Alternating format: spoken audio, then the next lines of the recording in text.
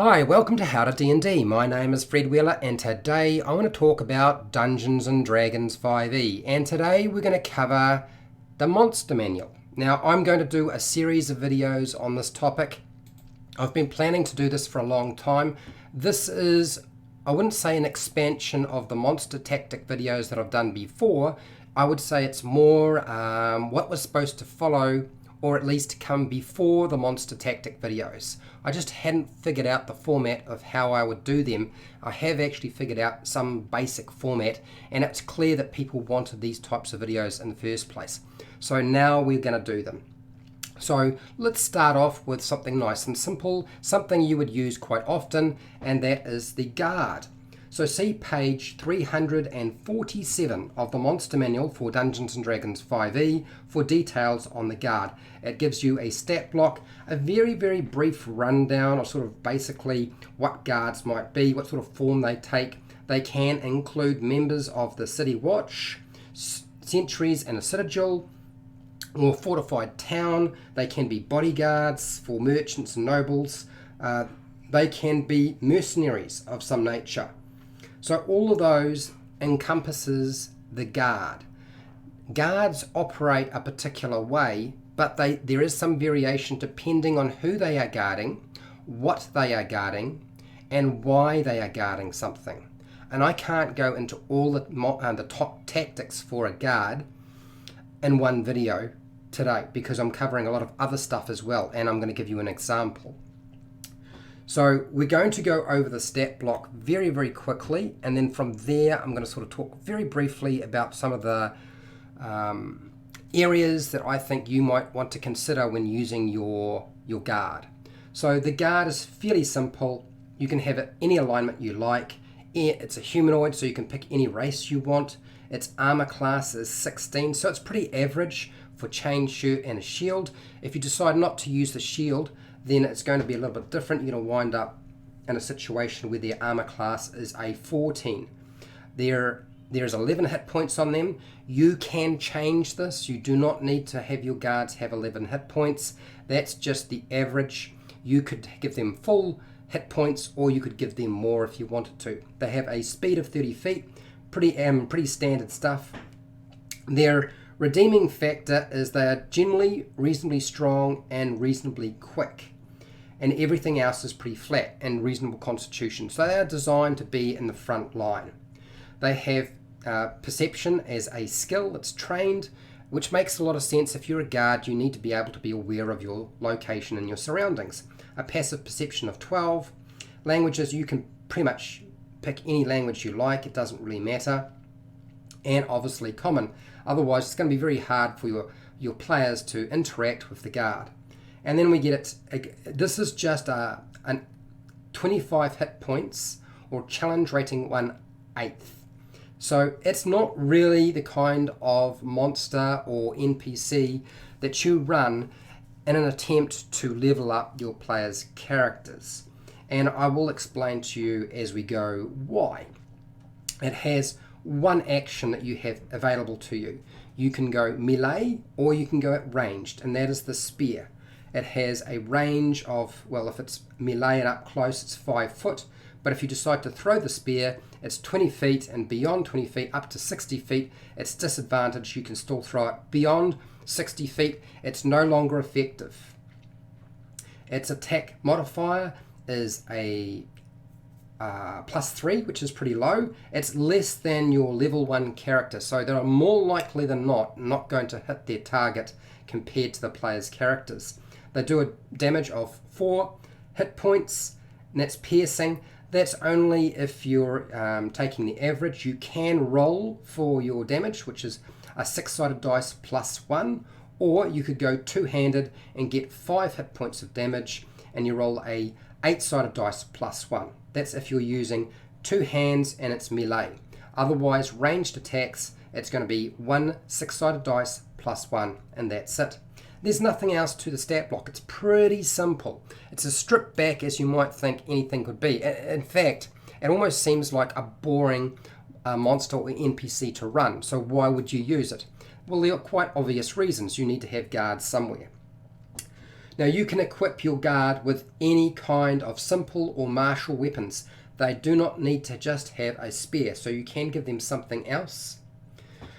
The tactics for any kind of guard, as I said, tend to range. You'll find mercenaries will operate very differently to guards that are residing in a city watch or in a castle. Mercenaries are going to be more likely to be vicious or fatal in the kinds of wounds that they inflict, whereas city guard and castle guards are going to be unlikely to be sort of killing everybody they come across. And I'll explain to you why in a second. So guard tactics can be essentially very different.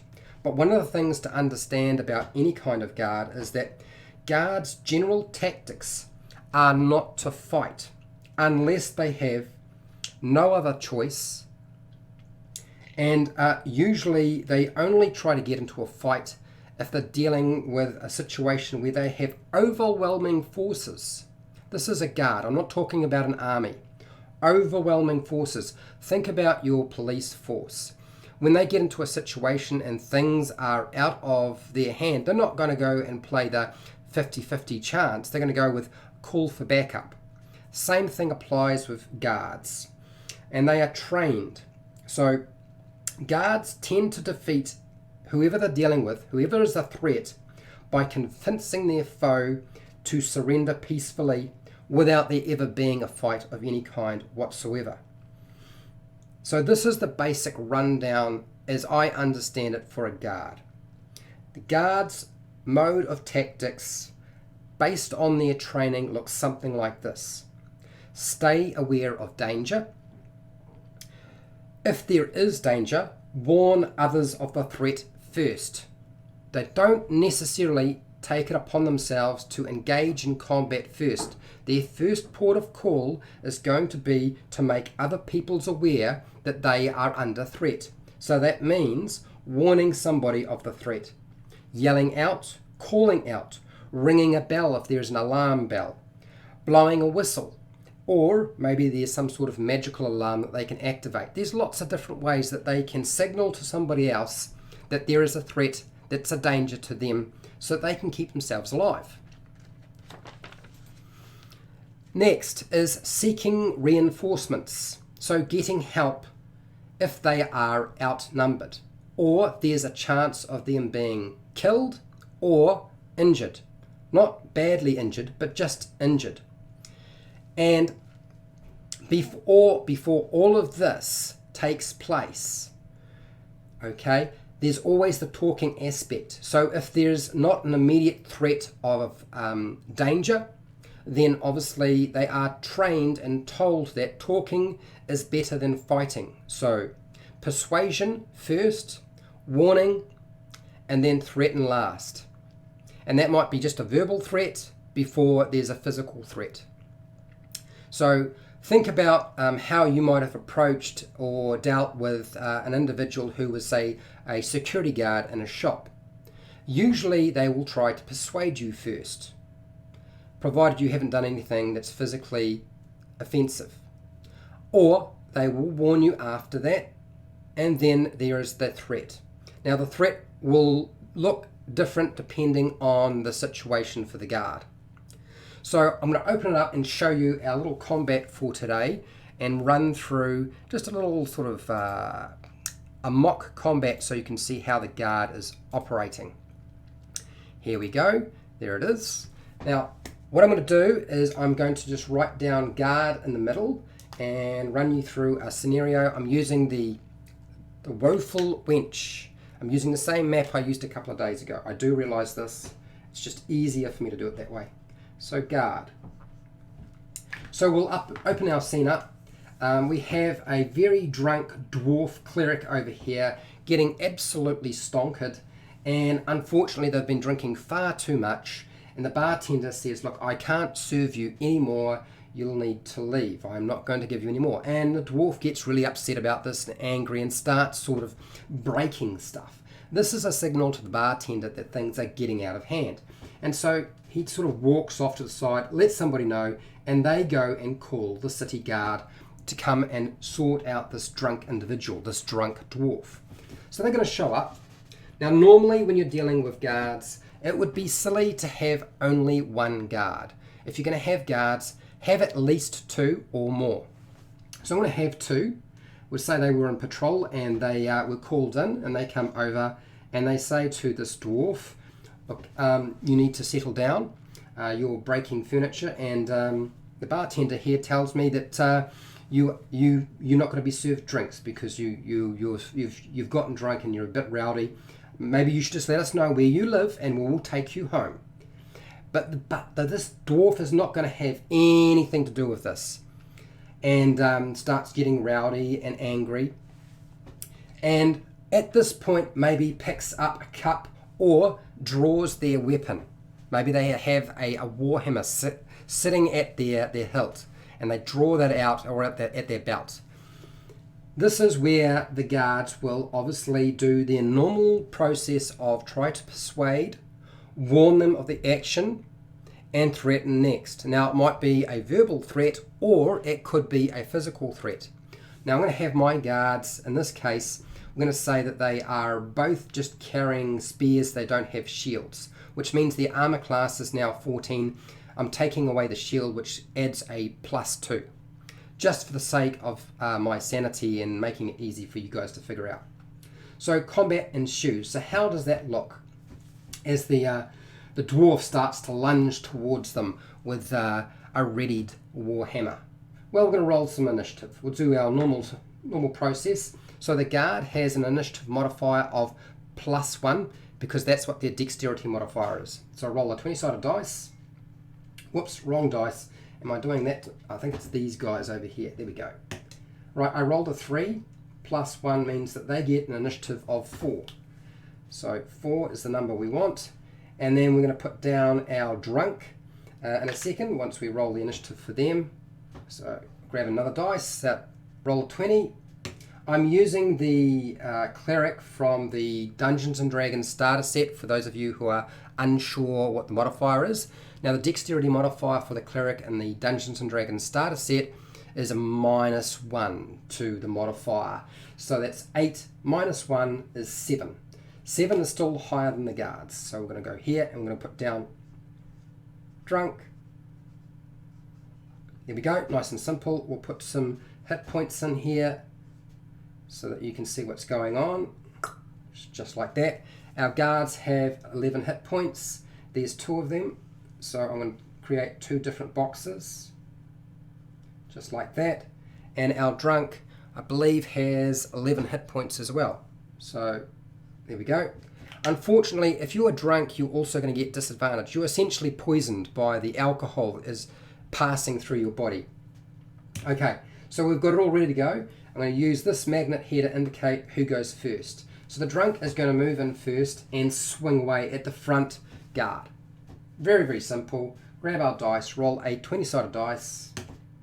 I rolled a critical hit. That's a 20.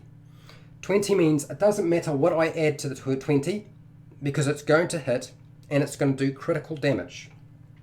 Not a very good start for the guards, but never mind. This sort of thing happens.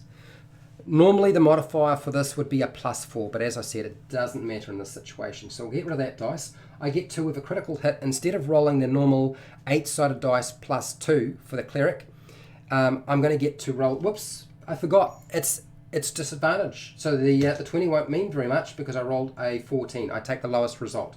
Sorry about that, almost forgot. The cleric is drunk. So 14 plus 4 is a total of 18. That is equal to or greater than the armor class of the guards, which currently have 14 as the armor class. So it's going to hit. We don't have to do the critical damage, which is good. Roll our 8-sided dice, add 2 to that for the modifier. So 2 plus 2 is 4. So 4 damage. And we will deduct it from the top guard. Make life easy for me.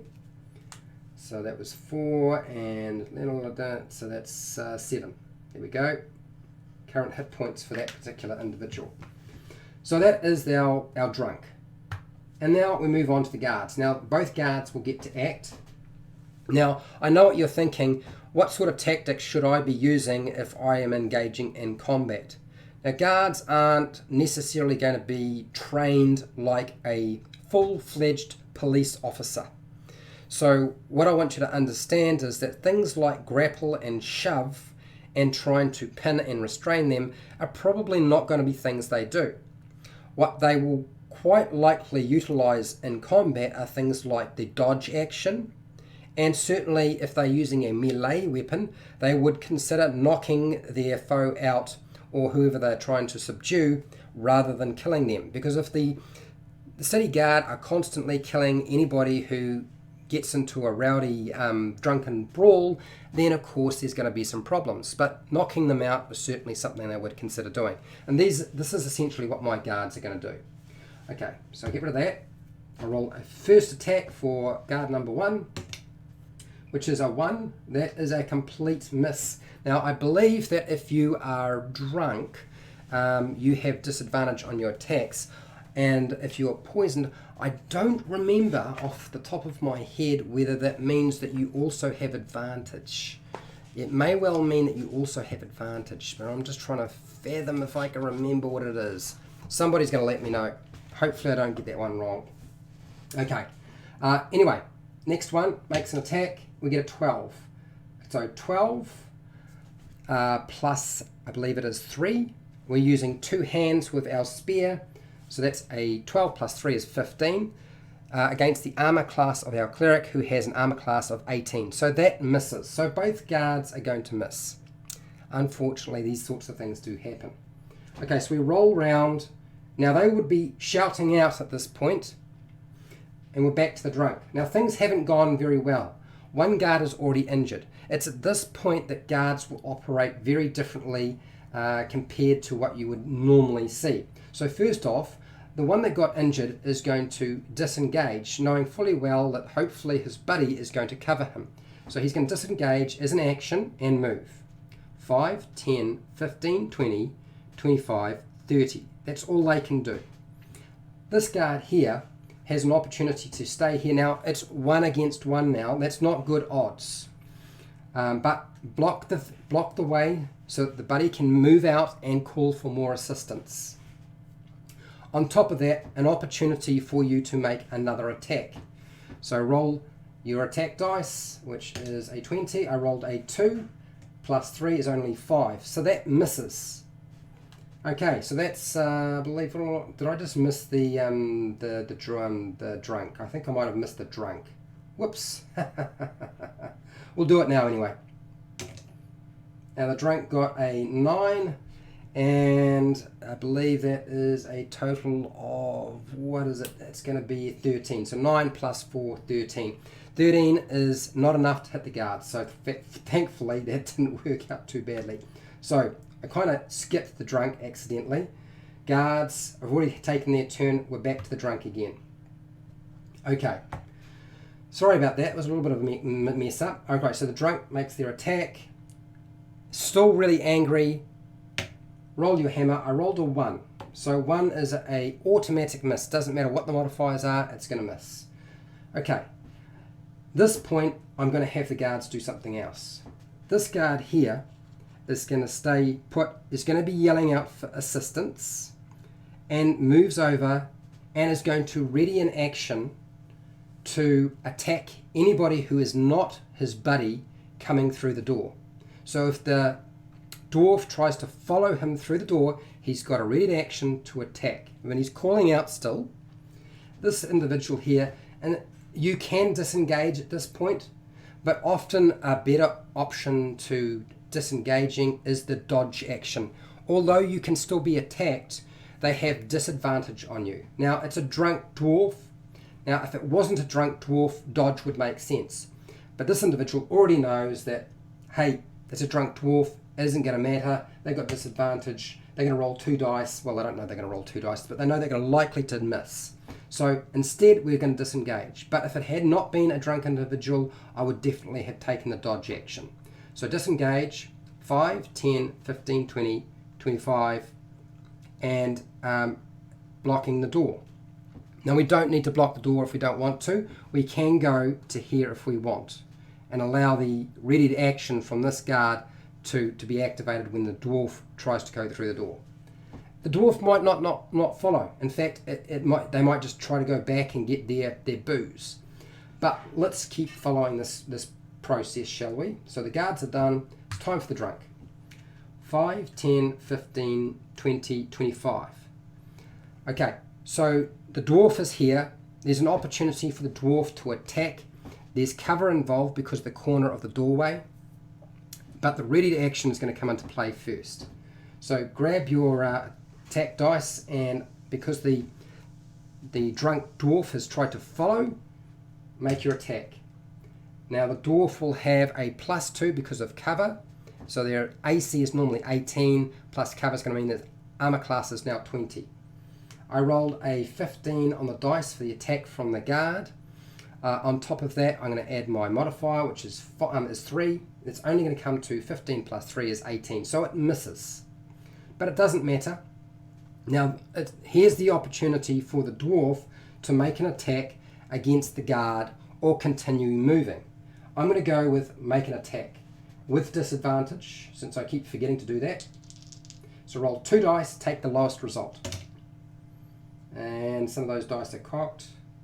I think that one is definitely the cocked one, so I've got a 4 and a 16. So I take the lowest result from the 16 and the 4, so 4. 4 plus the attack modifier, which is 4, is 8. It's not enough to hit the guard.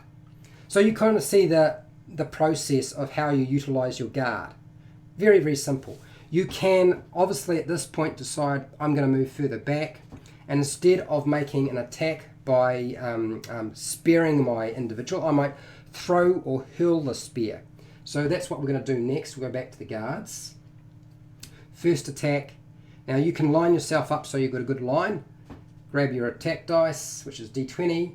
Roll your dice. Okay, so I rolled, what is that? I think that's a 9 plus 3 is 12. Still doesn't hit the dwarf and no longer has a spear in their hand, which is a bad thing.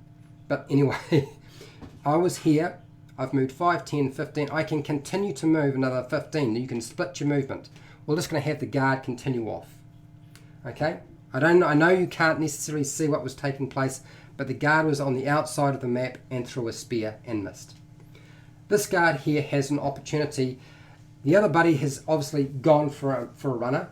They decided the dwarf, the drunk dwarf, is too much to handle and it's better to go and get some assistance. So hence, I'm going to take not the dodge action, I'm going to disengage. I can also move and try to move a lot faster and run, because the chances are the dwarf will not hit the guard because they're drunk, they're poisoned. Okay, so a couple of different options you can take. Disengage or simply move. I'm going to go with just a move, so we'll double move, go off the map, and let's have our dwarf take a reaction and an attack of opportunity or opportunity attack. I rolled a 1 and a 12. So that I had to take the 1, which is an automatic miss. Now, if this had played out differently, a situation like this, and there'd been a ruckus in the tavern, and instead of just having to deal with something like our cleric, and there were other people involved,